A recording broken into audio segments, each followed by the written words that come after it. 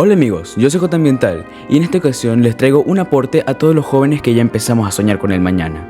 Muchos vemos el futuro cercano, otros lejano, pero como sea que lo veamos, desde ya los que están a nuestro alrededor empiezan a preguntarse, ¿qué estudiará mi hijo? Nosotros mismos quizás nos preguntamos, ¿y cómo será mi vida? Desde hoy y por un espacio de 10 semanas, tendré diferentes invitados de profesiones no muy convencionales en nuestro país para dejar sembrada la curiosidad, la investigación, el deseo de conocer estas profesiones. El debate familiar queda abierto y espero interactuemos en mis redes con el hashtag mi profesión favorita. Quise empezar este proyecto entrevistando a alguien que tiene una profesión que a muchos se nos hace fascinante y lejana. Así que señores, les presento al cineasta ecuatoriano.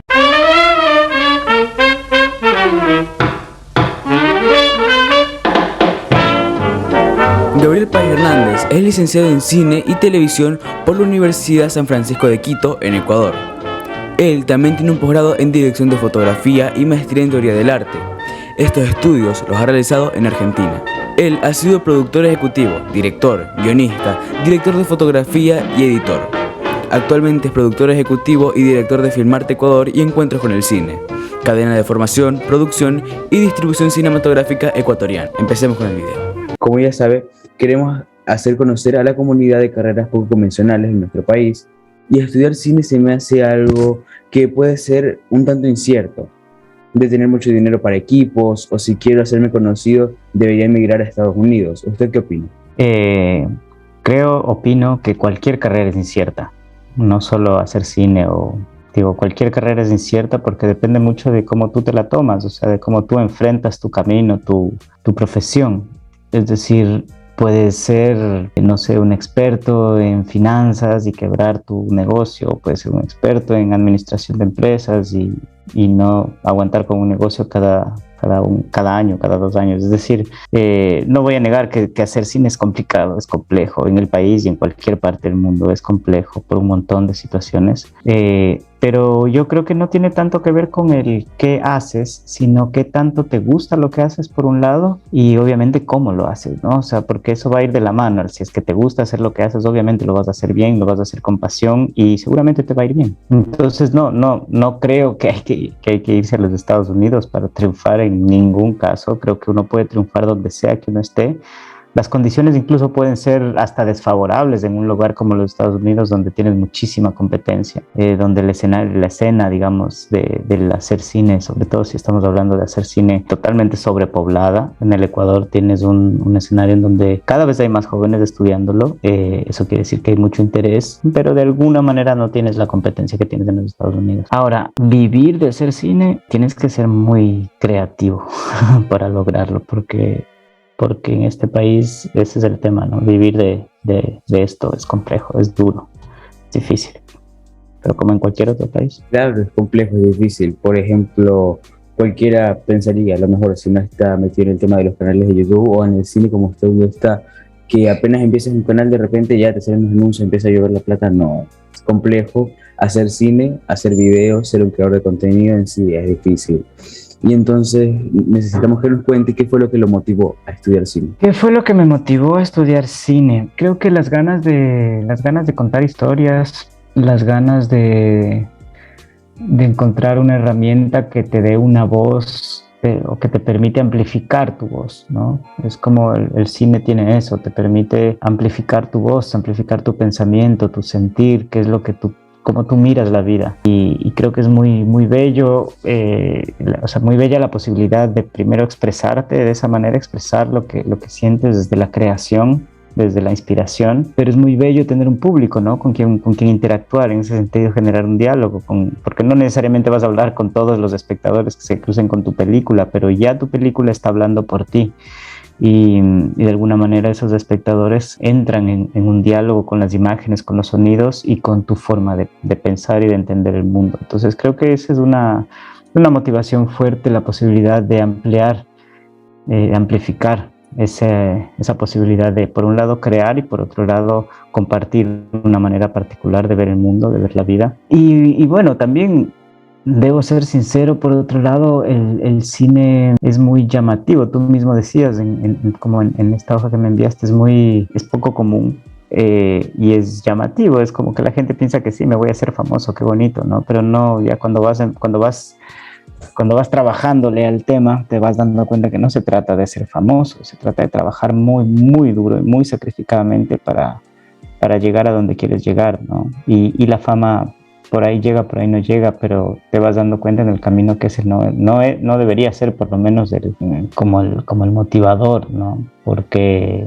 puedes llegar a encontrarlo muy complejo, puede ser muy decepcionante, frustrante, si es que esa es tu única ambición en la vida, ¿no? Ser famoso. Y cuéntenos, ¿cuántos años duró la carrera? Depende cómo te la manejes tú, o sea, yo estudié 4 años de estudios básicos, digamos, de la universidad, luego hice 2 años de posgrados, luego hice talleres por unos 2, 3 años más mientras estaba ya trabajando y yo creo que uno, como en cualquier carrera, uno nunca acaba de aprender. Entonces para mí cada producción es un taller, es una escuela nueva, ¿no? Es como una forma de entender que uno nunca acaba de aprender y eso es bonito también porque el cine no es 2 más 2. ¿No? O sea, el cine siempre es diferente, todos los días son diferentes, todas las películas son diferentes, todas las producciones son diferentes, todos los lugares donde filmas son diferentes, la gente con la que trabajas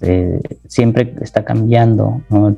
La oficina siempre es distinta, digamos, a pesar de que nosotros, bueno, tenemos una empresa y manejamos como una, entre comillas, oficina, pues siempre se está moviendo, pero hablando de los rodajes es eso, ¿no? Es esa...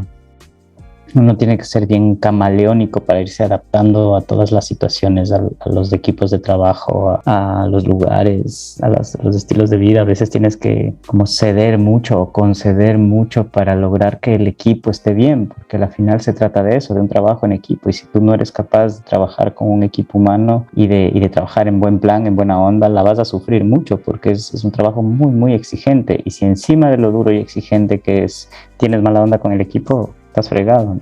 Entonces hay que manejar muy muy bien las relaciones humanas, tus propios miedos, tus propias inseguridades, tus propias limitaciones, como que es una escuela muy bonita en donde te conoces muy a profundidad a ti al límite, porque claro, vives en situaciones de límite, hablando de estrés, de exceso de trabajo, de eso, ¿no? No sé, entonces como que exploras mucho tus propios límites. Entonces por eso también digo que te tiene que encantar hacerlo, o sea, tienes que realmente amar hacer esto y cualquier cosa que hagas, ¿no? Para que todo esto no sea un chuta que pereza mañana ir a la oficina, sino más bien qué bacán mañana ir a la oficina todos los días. Claro, el tema de hacer cine y hacer la creación de contenido en general es un tema que te lleva mucho al límite, porque, bueno, ahora que tengo un nuevo equipo, no tanto, pero en el anterior equipo, que lo cambié hace unos pocos meses, era horripilante trabajar el tema del renderizado de animaciones en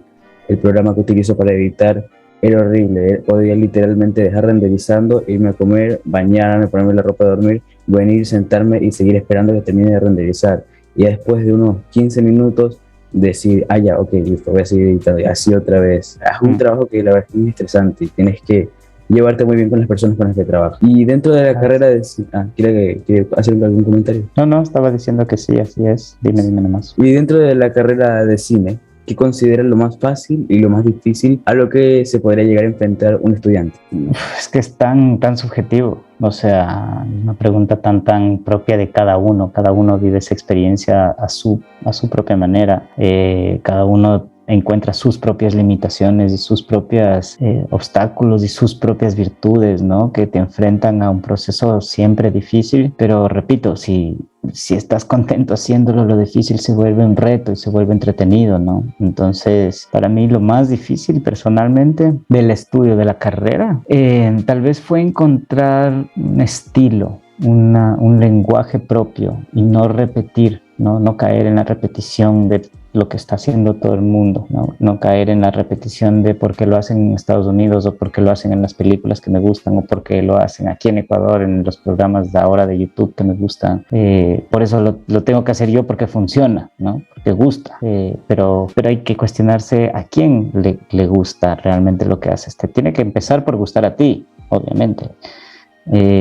Y creo que eso tal vez ya en lo profundo, ¿no? Como después te podría decir cosas más puntuales como de materias o profesores o qué sé yo, pero creo yo que un poco yendo a lo profundo de tu pregunta, para mí fue muy difícil encontrar ese estilo propio, que no lo encontré, obviamente, que eso se lo va encontrando después en el camino, en la cancha, cuando empiezas a jugar, a darte cuenta que tienes que ir construyéndolo, lo vas a ir encontrando y eso no se termina y no termina de transformarse además hasta el final, creo yo, ¿no? Hasta que has hecho 100 películas, siempre irás buscando esa forma de expresarte, ese estilo que te marca como director o como director de foto, o como cual sea que tu trabajo, en mi caso como director y como guionista. Y lo mejor, siempre lo mejor, la gente, el equipo humano, porque el trabajar en cine es eso, es estar relacionándote con gente nueva o con gente muy cercanamente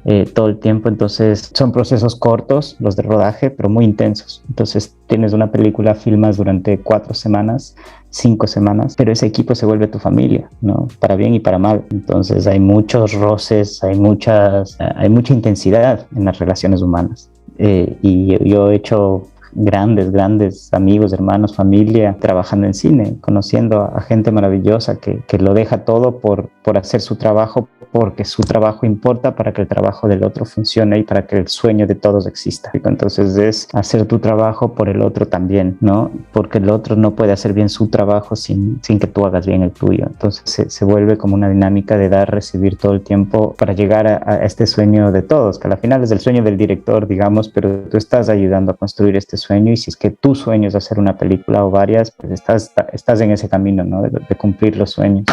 Entonces creo que sí, lo mejor es siempre la gente con la que he trabajado. Siempre me he encontrado con gente muy bella. Y cuéntenos, ¿cuál ha sido la lección más importante que tuvo que aprender? ¿Ha tenido algún efecto positivo a lo largo de estos 15 años de carrera que ya lleva? ¿Cómo sucedió esa lección? Muchas lecciones. Lo que te digo, es una escuela constante que te está enseñando todo el tiempo. Pero quisiera pensar que tal vez una de las lecciones más duras de mi tiempo de universidad fue cuando estábamos filmando un cortometraje que era por fuera de la carrera, pero era como parte, digamos, del equipo humano, de la gente, del grupo. No es que no era un deber, no era algo que tenía que hacer, pero algo que queríamos hacer como un grupo humano. Todos metimos plata, todos invertimos nuestro tiempo, todos sumamos como para poder hacerlo, porque es caro y difícil y toma tiempo y dinero y recursos. Y el día que estábamos en set, listos para rodar, nos dimos cuenta que el rollo, la cinta de la cámara, que antes que no era digital, sino era fílmico, no tenía las características físicas para poder trabajar con las luces que teníamos. Es decir, era una película para ser utilizada con mucha más luz de la que nosotros teníamos, mucha más. O sea, lo que teníamos para decir, o sea, era una cinta de ASA 100 y necesitábamos una cinta de ASA 400, y los lentes que teníamos no nos servían y las luces que teníamos no nos servían. Entonces no pudimos filmar con todo el equipo ahí, con maquillaje, con catering, con toda la gente preparada, maquillada, lista para filmar, y tuvimos que dejar todo eso para el día siguiente y tener que buscar más dinero para poner más luces y bueno, un tema de no ver bien, los gringos dicen take it for granted, de darlo por contado. Esa es la expresión. O sea, es como tú das por contado que sí tienes todo, pero tienes que revisar 10,000 veces antes de irte a un rodaje donde hay tanta gente involucrada, que tienes lo que necesitas y que no te va a faltar lo que necesitas. Y eso se aplica todos los días de mi vida. Es decir, yo cada vez que alguien se olvida una batería, o que alguien se olvida una luz, o que alguien, qué sé yo, cualquier cosa, recuerdo, ¿no? Esto de que, claro, no me fijé bien el ISO de la película que íbamos a utilizar. Un error de principiante, por decirte muchas. Y cuéntenos, ¿qué tipo de director se considera usted al momento de antes de grabar? Un director compositor, ya está pensando en la música antes del momento del rodaje, un director a lo mejor que ya está pensando en los colores, cosas así. ¿Qué tipo de director se considera usted? Sí, me gusta ser muy técnico, es decir, me gusta pensar mucho en qué cámara voy a utilizar, qué lente voy a utilizar, qué tipo de luz voy a utilizar, qué cromáticas vamos a usar en los vestuarios, en el diseño de arte. Me gusta pensar mucho en cómo se va a ver desde lo técnico. Me gusta pensar mucho en los diálogos. mucho en qué se va a decir y cómo se lo va a decir. Y me gusta mucho pensar en la actuación, pero no desde el punto de vista de la interpretación, sino del estado de ánimo en que el actor tiene que estar para interpretar. Es decir, no es el qué va a decir y cómo lo va a decir, sino por qué va a decir lo que va a decir, cómo lo va a decir. Me explico, es de dónde viene esa motivación. Entonces es como buscar que el actor interiorice a su personaje más allá del guión, ¿no? Y eso obviamente no se lo logra solo antes de decir acción. Eso es un trabajo previo de meses a veces, ¿no? Años incluso, depende del guión y depende del actor o la actriz. Pero sí me gusta ser muy metódico en ese sentido. Me gusta tener las cosas como muy planificadas. ¿Cuántos planos voy a rodar? De dónde voy a poner la cámara? ¿Cuántas veces las vamos a mover? Tener todo, a cuánto tiempo me voy a demorar por cada escena. Es decir, me gusta tener todo muy metódico para el rato de estar en el set rodando, permitir que fluya y poder improvisar a partir de esas certezas, ¿no?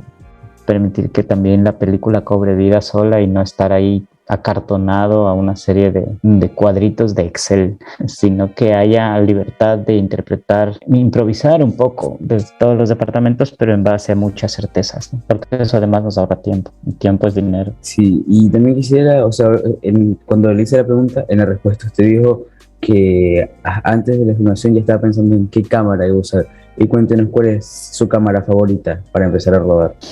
Depende. Si es que es un documental, necesitas un tipo de cámara específica. Si es que es una ficción, puedes entrar en una variedad bastante amplia. O sea, acá en el Ecuador tampoco es que tienes demasiadas opciones por un tema de presupuestos. Normalmente estás bien limitado a manejarte con las cámaras que hay. Me encantan las cámaras ARRI, obviamente, que son las más caras y más complejas, pero las más utilizadas para ficción. Pero para documental me gustan las cámaras mucho más chiquitas, ¿no? La ARRI es una camarota grandota, pesada, que tiene presencia, ¿no? Eso en un documental te espanta al entrevistado, ¿no? O sea, es como llegas con este aparatote y lo pones al frente de una persona que nunca ha estado al frente de cámara y lo vas a asustar, lo vas a amedrentar.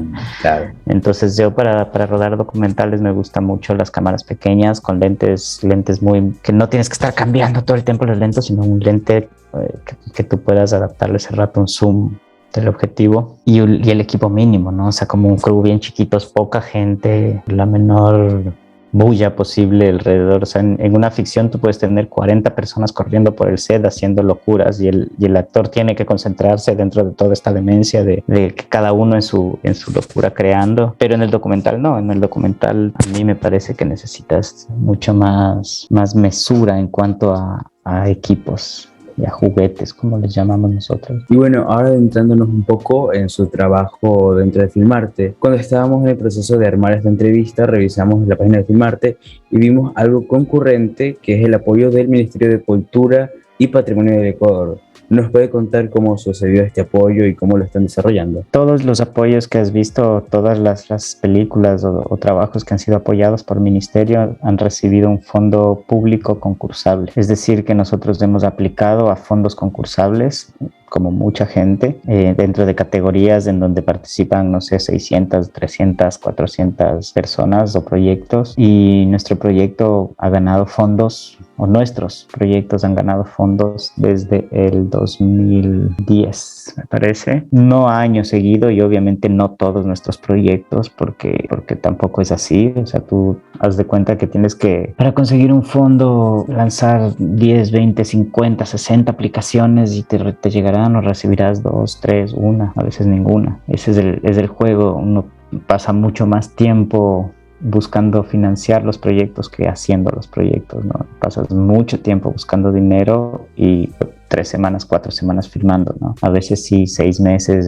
editando, postproducción, etcétera, si es que hay recursos. Si no hay recursos, mucho más. Pero es eso, ¿no? O sea, es escribir proyectos, buscar fondos concursables, buscar socios estratégicos a los que les pueda interesar tu proyecto y aplicar y visitar, ir de puerta en puerta un poco, ¿no? Pero sí, lo del Ministerio de Cultura específicamente que tú preguntas son todos fondos concursables, concursos que hemos ganado con nuestros proyectos. Y coméntenos, ¿cuántos proyectos ha dirigido con Filmarte? Varios. Solo con Filmarte son 12 años de muchos proyectos de todo tipo. No son solo las películas y no son solo los talleres, es decir, Encuentros con el Cine han sido 3 ediciones. Encuentros con el Cine es un laboratorio de creación cinematográfica en donde jóvenes aprenden a hacer cine con un grupo de cineastas y creamos una película, un largometraje o un cortometraje, ya sea de ficción o documental. Hemos hecho un poco de todo, de las dos formas. Y son películas que a la final se estrenan de manera tradicional, digamos, comercial, en salas de cine, en festivales, pero también se estrenan en salas como tú estuviste el otro día, al aire libre, funciones de cine al aire libre. Estamos en plataformas digitales, estamos en la televisión, giran, ¿no? por varias plataformas. Con exactitud no te podría decir cuántos proyectos he dirigido. Tenemos dos largometrajes de ficción, un largometraje documental, un cortometraje de ficción, un programa de televisión, 2 docuseries, entre varias otras cosas más institucionales, digamos, ¿no? Sí, claro. Sí. Y háblenos un poco sobre cómo está conformado su equipo en Filmarte. Filmarte fluctúa el tamaño. Filmarte tiene siempre 3 personas, que somos como la base del corazón de Filmarte, que es Isabel Rodas, que es la productora ejecutiva, está Carolina Rodas, que es la directora de comunicación, y estoy yo, Gabriel Páez, que soy como el director general. Estamos siempre como sacando proyectos, financiando, haciendo carpetas, ejecutando los proyectos, etcétera. Pero te digo que fluctúa porque hay proyectos en donde, por ejemplo, en una película como Vengo Volviendo, éramos 45 personas en total y depende la fase, o sea, en rodaje éramos 45, en postproducción éramos 15 o 20, en la distribución éramos 10, en promoción o en la escritura de guión y todos en la escritura de las carpetas éramos 6, es decir, dependiendo de las necesidades del proyecto, ¿no? Vamos necesitando gente, colaboradores, freelance que se vayan sumando a los proyectos, pero de base somos 3. Bueno, está también Victoria Castro, que es la manager de redes sociales, nuestra comunicadora de las redes sociales. Tenemos a una persona que nos ayuda en la contabilidad y fijo, nadie más. Y justamente ahorita se habla sobre Vengo Volviendo y de eso se trata la siguiente pregunta. En el 2015 presentó la producción Vengo Volviendo. ¿Y cómo es que esta producción llegó hasta Amazon Prime Video? Bueno, Vengo Volviendo fue una película que tuvo mucho éxito en su circuito comercial, digamos, y digo mucho éxito no porque hayamos hecho millones ni nos hayamos hecho millonarios, eso no es verdad, no va por ahí el éxito es que ha encontrado muchas ventanas de difusión, se ha encontrado con muchos públicos, ha generado dinero, sí, ha pagado sus deudas, es decir, salimos con 0 deudas, salimos incluso ganando algo como para invertirlo en el siguiente proyecto, pero Vengo Volviendo tuvo la suerte de ser seleccionada por el Ecuador para una proyección, digamos, de la película, una de sus primeras proyecciones al público en Buenos Aires, en un mercado que se llama Ventana Sur, que es como el Cannes chiquito, le dicen, ¿no? Es del Marché du Film, digamos, del Festival de Cannes, pero acá en Latinoamérica. Y Vengo Volviendo se presentó exclusivamente para agencias distribuidoras, para vendedores, para gente que está en festivales, por ejemplo, o sea, para directoras de festivales, y ahí conocimos a mucha gente que le interesó la película, o sea, ahí conocimos a nuestros distribuidores, que son Quechua Films, que es una empresa española peruana que maneja películas de todos los países de Latinoamérica, sobre todo de Ecuador, Perú, México, tienen algunas venezolanas, algunas argentinas, algunas chilenas, pero se concentran mucho en lo que son la zona andina, digamos, ¿no? Y ellos, pues a través de ellos conectamos con Amazon Prime, ellos nos conectaron directamente con Amazon Prime, nos han conectado con algunos festivales a nivel internacional, a través de ellos estuvimos en otra plataforma, que no me acuerdo el nombre, creo que es Hulu, no estoy seguro cuál era el plataforma, está en otra plataforma, pero Vengo Volviendo también en esa pasada en Buenos Aires estuvo, o sea, se la pasó frente a una persona que maneja aerolíneas, que compra y vende películas para aerolíneas. y por eso vengo volviendo. Estuvo en Iberia, estuvo en Delta, estuvo en American Airlines, estuvo en no me acuerdo cuál otra, Air Canada, pero es eso, ¿no? Es como una película hecha de manera colaborativa, como una fórmula de cine comunitario, que haya llegado a ser como un éxito comercial. Fue bastante interesante para el modelo, digamos, ¿no? Cómo se produjo esa película. Y otra de sus producciones, en este caso hablamos del documental Sakachún, tiene muchos reconocimientos. ¿Usted cree que esta producción tuvo más impacto a nivel local o internacional? Coméntenos sobre esto. Sakachún fue muy bien recibido en muchos festivales.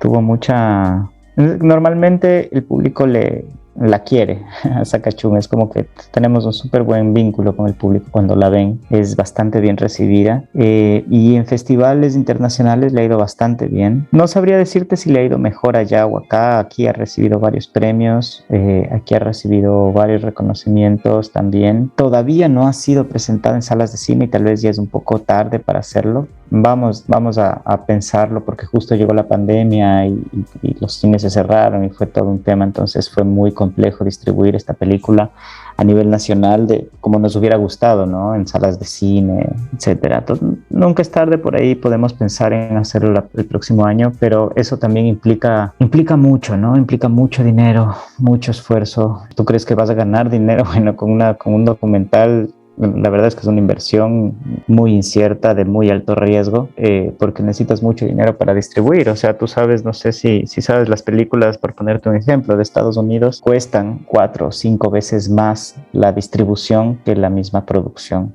¿no? O sea, el presupuesto está inflado hacia la distribución porque donde ves el retorno, entonces tienes que invertir bastante. Así que para que a Sakachún le vaya bien aquí en Ecuador, en salas de cine o con un público que esté más allá de nuestros alcances en festivales o en funciones al aire libre, es difícil, ¿no? Es difícil. Sí, todo es de manera incierta, el tema de hacer cortometrajes, largometrajes, documentales, etcétera. Es muy incierto, hasta crear contenido es incierto.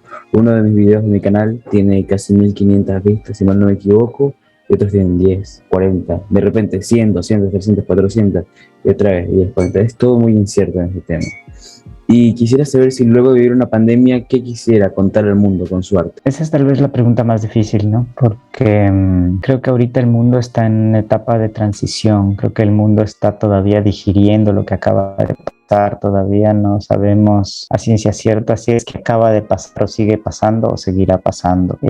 Yo no creo que estamos en un post-pandemia todavía. Yo creo que todavía estamos en un proceso de digestión, ¿no? De saber qué es lo que acaba de pasar, de retomar el vuelo, de retomar la fuerza, de retomar las ganas, la energía, el positivismo, las ganas de vivir, de perder el miedo para pensar en retomar, ¿no? El camino, la vida. Y en función de eso, ¿qué me gustaría contar? Yo creo que el mundo necesita historias positivas, ¿no? Yo creo que el mundo necesita historias esperanzadoras. El mundo necesita historias de fe, no de religión, ¿no? No estoy hablando de religión, pero sí que nos devuelva la fe de estar vivos, ¿no? Que nos den esperanzas y que nos den ganas de creer que habrá un mejor mañana para nuestros hijos, nuestros nietos, porque hay mucha violencia, no solo en la televisión y en las películas, sino sobre todo en las calles. Hay mucha distancia en las relaciones humanas por las redes sociales. Los niños, los jóvenes de ahora se relacionan casi exclusivamente por redes sociales, casi que no se conocen, dependen de likes y views para ser felices, y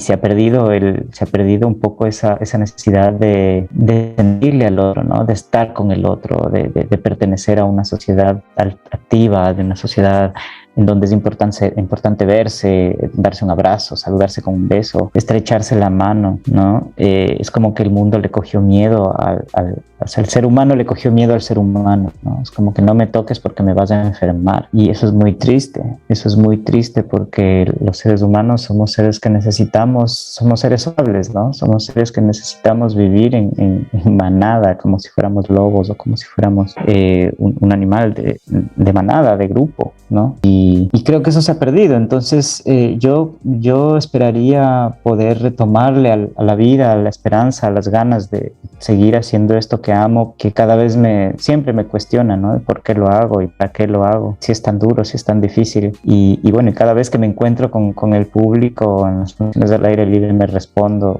me dando razones para seguir haciéndolo. Pero sí creo que este mundo necesita historias positivas. Sí creo que este mundo necesita divertirse, pero no la diversión vacía, ¿no? Porque hay muchas formas de divertirse, ¿no? Tú te puedes divertir jugando un videojuego, pero ¿qué te aporta? ¿Qué te da? ¿Qué hace que tú le des al mundo, ¿no? Perdiendo 2, 3, 5, 10 horas al frente de un videojuego? Yo creo que necesita el mundo reírse más que divertirse, ¿no? Como volver a reírse, volver a ser feliz. La gente necesita perder el miedo. Y para eso está el cine también, para contarte historias que te conmuevan, que te muevan las tripas, que te topen fibras sensibles y te devuelvan la esperanza, la fe, las ganas de seguir viviendo, ¿no? Y para este 2022 tengo entendido que se tiene una muestra de cine peninsular del 14 de abril al 5 de junio. De hecho, yo estuve en una de las funciones, como comenté previamente, en la de La Libertad, en Filminuto y todo. Y entonces nos puede comentar un poco sobre este convocatorio. Bueno, el proyecto que nos trae a la península este año, una vez más, porque tratamos siempre de estar cerca de la provincia de Santa Elena, esta vez se trata de una muestra de cine peninsular. Son 43 películas entre cortos, largos y filminutos que fueron seleccionados para participar de esta muestra de 24 funciones al aire libre, impulsada 100% por energía solar, gracias al proyecto Ecocinema, que son salas móviles que trabajan en toda Latinoamérica, en 7 países de Latinoamérica, que son potenciadas por paneles solares y que brindan una noche de cine con energía sustentable. Y es cine peninsular, es una muestra de cine peninsular porque son películas filmadas aquí en la provincia de Santa Elena, donde no se ha hecho mucho cine, o donde se creería que no se ha hecho mucho cine, pero realmente hay bastantes cosas hechas aquí, y esa es un poco la idea de esta muestra, ¿no? Como mostrarle al público un cine que no había llegado, que no se había visto, que no estaba en contacto con el público, y de alguna manera hablarle en primera persona al espectador desde la autorreferencia, desde la identidad, desde la relación con su yo más íntimo, que es el lugar en donde viven, donde nacieron, donde habitan, del que están enamorados y del que nos encantaría, gracias a esta muestra, vuelvan a estar enamorados, o recuerden de por qué están enamorados de este lugar tan bello, ¿no? Cuando pensamos en la posibilidad de entrevistar a un cineasta, me decía, ¿qué voy a preguntar? Y ahora tengo tantas preguntas, porque a mí me encanta el mundo de las cámaras, los micrófonos, y ahorita quiero preguntar todo sobre eso. Pero hay una pregunta que debo hacer, porque sin saber lo escogimos. Y luego leímos que usted es ecologista, y ese es el tema que yo toco principalmente. Así que díganos, ¿a qué se refiere con cine alimentado con energía solar? Es lo que te explicaba, ¿no? Son funciones de cine totalmente potenciadas por energía solar. Es decir, son paneles solares que reciben la energía del sol en la mañana, se almacena esta energía en un banco de baterías, y esta energía por la noche se convierte en una sala de cine al aire libre, ¿no? Y más que un tema como muy específico sobre la energía solar, que sí lo es generar reflexión sobre las energías limpias, ¿no? Y cómo poder vivir gracias a las energías limpias sin tener que consumir más las energías basadas en fósiles, ¿no? Las energías minerales. Tiene que ver con esta reflexión sobre cómo hacer desde tu metro cuadrado para generar un impacto real en el mundo que le estamos dejando a nuestros hijos, a nuestros nietos, ¿no? Todos tenemos la oportunidad de hacer cosas pequeñas que pueden ser cosas grandes después, si es que somos miles de personas haciendo lo mismo, ¿no? Entonces muchas veces uno dice, bueno, pero yo uso igual los cepillos de dientes de plástico, porque todo el mundo usa los cepillos de dientes de plástico. Si todos pensamos así, vamos a vivir nadando, o nuestros nietos vivirán nadando en cepillos de plástico y botellas de plástico. Y claro, es una botellita que boto a la calle. ¿Qué va a ser una botella? Bueno, somos millones de personas pensando así. Entonces, para mí creo que es importante pensar eso, ¿no? Como individuos, en qué puedo hacer yo desde mi metro cuadrado, desde mi cotidianidad, desde con qué me lavo los dientes, qué jabón utilizo, cuánta agua consumo, cuánta luz consumo, que no es fácil porque al final tú entras en una rutina y te olvidas y claro, llenas el tanque de tu carro de gasolina y crees que no estás contaminando, pero y después cómo te mueves de un lado para otro o coges un ticket de un avión y sabes que el avión es lo más contaminante del mundo, pero tienes que llegar a ese otro país, ¿no? Entonces no es un tema fácil porque estamos cayendo todo el tiempo en incoherencias, es decir, nosotros no somos coherentes con nuestros propios principios siempre, porque no es fácil, porque este mundo te exige vivir contaminándolo de alguna manera, todo el plástico que te venden, ¿no? Toda la basura que generamos con las fundas de plástico que ni siquiera nos venden, nos regalan. Entonces, claro, es ir tomando conciencia de a poco, no en lo que está mal, porque hay muchas cosas que están mal. Es decir, claro, estamos ahogándonos con plástico en los océanos, pero próximamente no vamos a poder comer pescados, estamos ahogándonos con basura en las playas, próximamente no podremos ir a una playa sin ver una basura o sin cortarnos el pie con un vidrio roto, qué sé yo. Pero creo que es más importante que obviamente darse cuenta de esas cosas que están mal, el que dentro de mi rutina diaria, dentro de mi metro cuadrado, dentro de mi quehacer diario puedo hacer bien, y no es lavarse las manos, no es un lavado de conciencia, sino es hacerlo con la esperanza de que haya más personas como uno pensando lo mismo, ¿no? Claro, antes que usted mencionó el tema de que en un futuro quizás ya ni podamos comer pescado. Me acuerdo cuando estaba en La Libertad viendo la muestra de cine peninsular al aire libre, y vi que en uno de los documentales una persona mayor en el audiovisual comentó de que cada vez es más peligroso comer pescado porque los microplásticos están ahí dentro. Y yo en ese momento me puse a pensar, y claro, y además de que eso no solamente afecta a nuestra salud, afecta a la economía del pescador mismo, porque el momento en el que alguien se da cuenta de que un pescado tiene los microplásticos adentro, empieza a decir, no voy a comer, voy a dejar de comer pescado, y así todo el mundo va a dejar de comer pescado, y ahora el pescador ya técnicamente no tiene un puesto de trabajo. Entonces el tema de la contaminación no solamente afecta a la salud, sino también a la parte económica, de cierta manera. Sí, no, porque el tema económico se beneficia del consumo, ¿no? Del consumismo.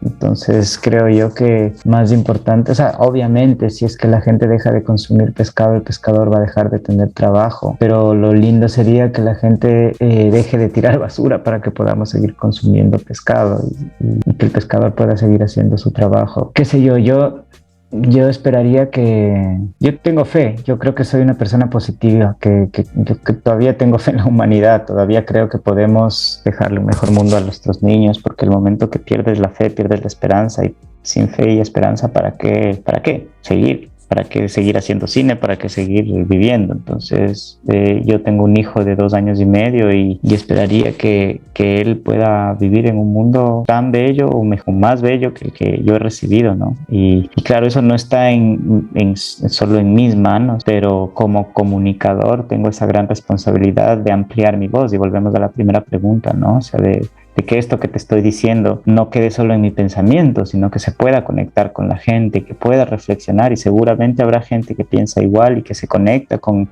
que no es una cuestión de quejarse de cómo está el mundo, sino de dejar de consumir plásticos o empezar a reciclar más, reutilizar más, a ser más conscientes en el día a día. Entonces, como comunicador, yo siento y eso es algo que se los digo siempre a los chicos que estudian conmigo, o sea, no se trata de solo contar historias, ¿no? Se trata de a quién le vas a contar esas historias, por qué vas a contar esas historias, para qué vas a contar esas historias, y sobre todo cómo vas a contar esas historias para que esas historias sean escuchadas como tú quieras que sean escuchadas.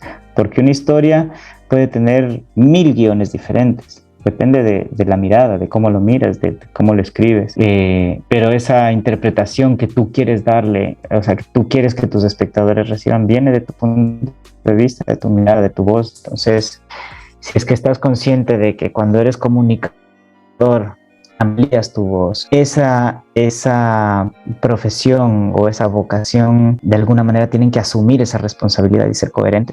¿no? O sea, tienes que ser coherente con la responsabilidad que tienes como comunicador. Este es tu público, esa gente que ve 1000 videos que tú me dices, o sea, las 1000 vistas que tienes de un video, están escuchando tu voz, están escuchando que tienes algo que decir y es ahí donde se hace mucho más importante y necesaria la voz de la conciencia, ¿no? De la coherencia sobre todo. O sea, tú no puedes ser un comunicador ambientalista, entre comillas, si es que te vas comiendo un helado por la calle mientras botas el papel a la calle, ¿me explico? No importa que tú le digas a 1000 personas no voten el papel si tú coges y botas el papel. Entonces no se trata solo de ser comunicadores y contar historias, sino ser responsables y coherentes con esas historias que contamos. Y bueno, nunca mi intención fue ser director, productor, actor, editor y tantas otras cosas que debo hacer para entregar los videos o posts en mis redes, pero al final así toca.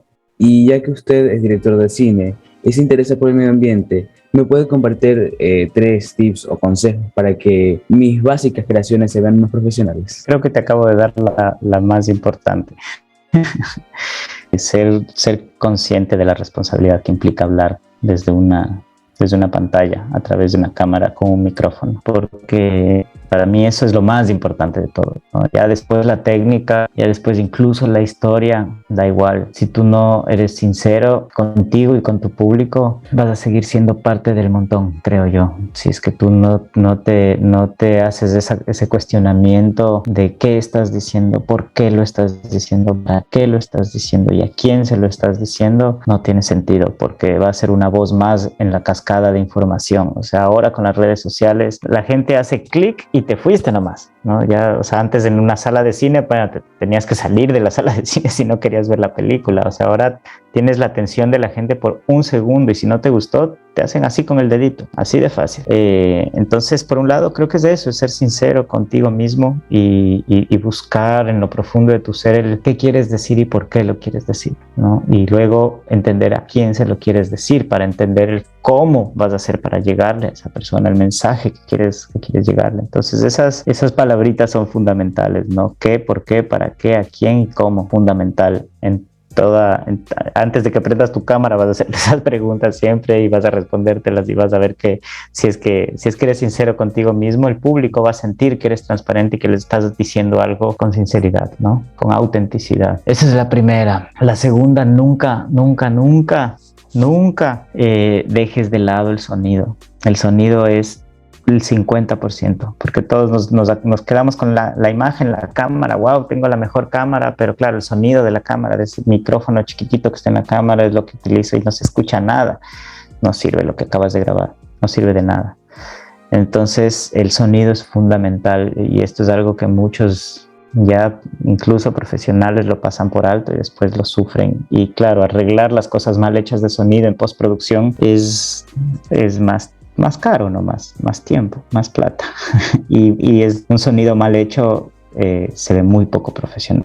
Entonces, hablo de micrófonos, hablo de ambientes, hablo de música, sonido fundamental. Y la tercera, es que son un montón, aquí nos podemos tomar el decálogo, pero me voy a quedar con una tercera. A ver, creo que en tu rubro de trabajo, que es más unipersonal, es decir, tú con tu computadora tal vez tienes una persona, entiendo que es tu madre que te está acompañando y ayudando, pero claro, tú normalmente no utilizas un equipo humano muy grande, pero esa es otra de las cosas que te hablaba hace un rato, fundamentales, ¿no? O sea, saber elegir con quién trabajar, porque eso va a determinar también tu bienestar como persona, tu bienestar como profesional o como, no sé, como la persona que está detrás de esta idea, porque si las relaciones humanas no funcionan, y esto aplica para todo en la vida, si las relaciones humanas no funcionan, el producto, lo que se está construyendo no va a funcionar. Entonces es súper importante como saber elegir bien a tu equipo de trabajo, a tu equipo humano.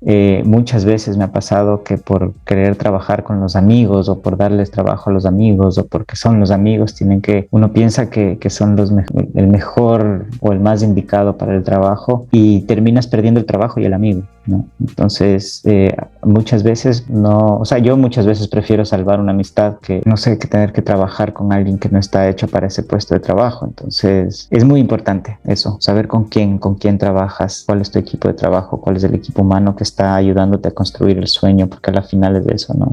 Están ellos construyendo su propio sueño a partir de trabajar contigo y construir juntos un sueño que seguramente es tuyo, si es que eres del director. Si es que no eres del director, bueno, estás construyendo tu sueño, que es hacer carrera y hacer de esto una profesión y poder darle de comer a tus hijos, ¿no? Pero claro, es importante que haya buena vibra, que haya buena onda. Si es que le sufres demasiado al proceso, no tiene sentido, porque la idea en todo caso siempre es divertirse. Para eso uno viene a la vida, creo yo, para divertirse, para ser feliz, para estar bien, en paz. Para ser una persona de paz también tienes que estar feliz. Entonces, para irradiar felicidad y paz, tienes que ser feliz y tienes que vivir en paz. Entonces eso está muy ligado a con quién trabajas, con quién vives, con quién haces la vida, ¿no? Bueno, Gabriel, muchas gracias por esta entrevista. Le agradezco mucho todo ese conocimiento, todo lo que nos ha compartido, todas las enseñanzas. Muchas gracias por el tema del tip del sonido. Lo voy a tener muy en cuenta. Los primeros videos, no sé si se nota mucho, están muy saturados. Porque antes pensaba que lo mejor era subirle el volumen al máximo. No, Claro, no. El tema de Normalmente lo que necesitas, más además de un buen micrófono y un buen equipo para grabar, es alguien que sepa grabar sonido. O sea, porque uno a veces quiere hacerlo todo y por hacerlo todo terminas haciéndolo todo mal y sale todo mal. Entonces, por eso te digo, el equipo humano es fundamental. Claro. Sí, ahora estoy dejando el sonido que a lo que estoy editando, al lado salen dos barritas que te indican a cuánto está el sonido. Siempre lo dejo más o menos para que suene entre 0 y -5 y no se escucha tan raro. Bueno, me honra con su gentileza para con mi canal y espero que algún rato pueda ir a ver junto con mis papás y mi hermana a ver cómo se rueda una de sus películas, porque me intriga la verdad demasiado una producción suya, y espero que los amigos que nos ven hagan sus comentarios con el hashtag mi profesión favorita. Bueno amigos, eso ha sido todo por hoy. Nos vemos. Adiós y recuerden, una pequeña contribución produce un gran cambio. Chao.